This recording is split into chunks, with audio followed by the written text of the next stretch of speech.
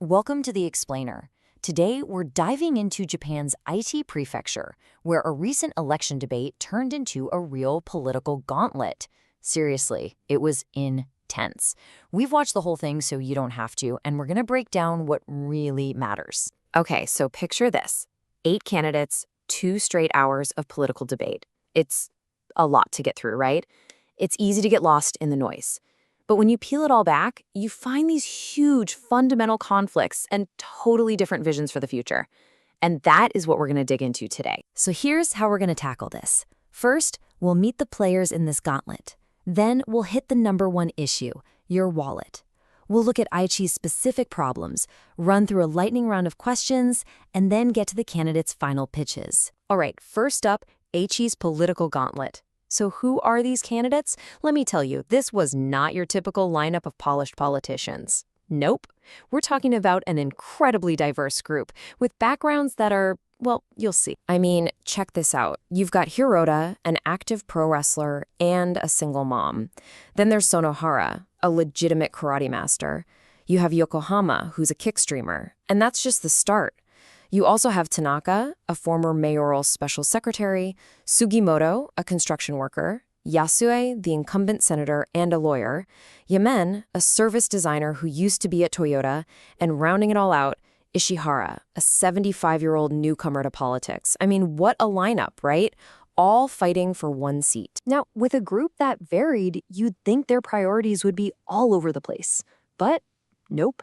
One topic just completely dominated the conversation: the economy. With prices going up, everyone's feeling the pinch. So every single candidate had a plan for your wallet. And wow, their approaches showed a massive philosophical divide. Really, the whole economic debate boiled down to 2 competing philosophies. On one side, you had the people pushing for big, permanent tax cuts. The idea is to let you keep more of your money and let that juice the economy from the bottom up. On the other side, you had a totally different approach. Forget the tax cuts. The real solution is to boost wages and give targeted, direct support to the people who are struggling the most. So the main champion for these tax cuts was Tanaka. And he wasn't just talking theory here. He came out swinging, saying, look, we've already done this. He pointed to the nearby city of Nagoya and claimed that when they cut taxes there, it actually led to more tax revenue overall because it fired up the local economy. That's a pretty bold claim, right? Backing it up with supposed past success. But pushing back hard on that idea was the incumbent, Yasue. He basically said tax cuts are just a band-aid, a temporary fix. For him, the real, fundamental answer is getting wages to go up. And how do you do that? You focus the government's power on helping small and medium-sized businesses, the real backbone of the economy, so that they can afford to pay their people more. But hold on, it wasn't just a simple either-or debate. Hirota, the pro wrestler, she came in with this really interesting middle path. She called it a 2-year excitement plan. The idea? Get rid of the consumption tax on food for 2 years. She said it would get people excited to spend money again, which would then create this 2-year breathing room to push through some really big major reforms. So it's like a temporary jolt to the system to buy time for the long-term fix. Okay, so that's the big picture, national-level economic stuff. But what about the specific problems in IG itself? This is where it got really interesting. The candidates had completely different ideas about the biggest local challenges. They weren't just offering different solutions, they were diagnosing totally different problems to begin with. I mean, there was almost zero consensus on what Aichi's number one problem even is. Is it the low wages? Is it the fact that farming is in decline? Is it the brain drain of talented women leaving for Tokyo? Some candidates were sounding the alarm about foreign companies buying up land, while another was worried Aichi was about to become a flyover region that nobody stops in.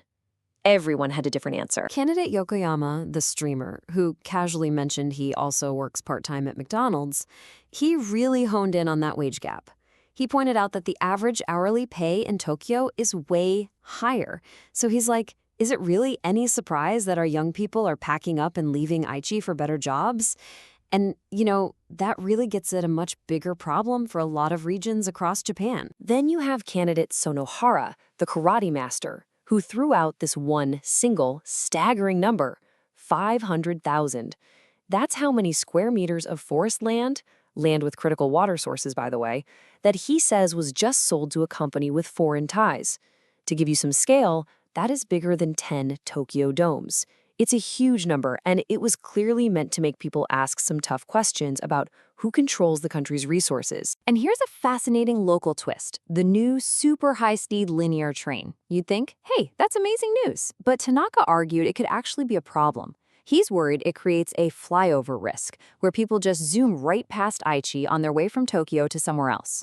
So what's his fix? Be proactive.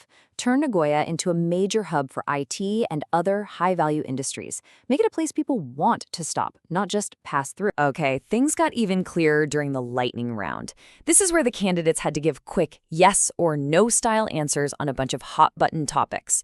It's a great way to cut through the long speeches and get a direct look at where they really stand, side by side.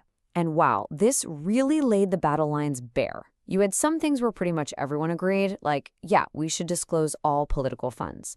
But then, boom, you see these massive divides pop up. Should married couples be able to have separate last names? Should Japan use more immigration to solve labor shortages? And the big one? What do we do about farming? You can see right here just how split they are on how to handle Japan's biggest challenges. But that issue about farming really became a major fault line. The question was, should we make it easier for big corporations, maybe even foreign ones, to get into the agriculture business? One side says yes, it'll modernize a struggling industry. But the other side is saying no way, that will destroy our family farms and put our food supply at risk. I mean, this was a classic clash of two totally different worldviews. All right, and that brings us to the final word. Each candidate got just 1 minute to make their closing pitch to the voters. This was it, their last chance to leave an impression. And you could really hear their core philosophies come shining through. Tanaka's final pitch really summed up his entire argument. He made it clear that, for him, cutting taxes isn't just some economic trick. It's a philosophy. It's about saying, we trust you, the people. We'll give the money back to you, and you will be the ones to revive the economy. And then, in a complete 180, you had Sugimoto. She framed the whole election in terms of national identity and security. Her closing argument was all about protecting Japan from what she called a quiet invasion. She argued for putting Japanese people first, especially when it comes to things like immigration and foreign investment. And then offering yet another path forward was Yamane.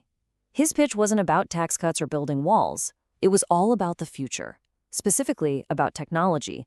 His whole argument was that, hey, technology made Japan a powerhouse in the last century, and it's technology that will create a growing Japan for the next 30 years. So when you really boil it all down, the choice in front of Aichi's voters wasn't just about picking a person or a small policy change here or there.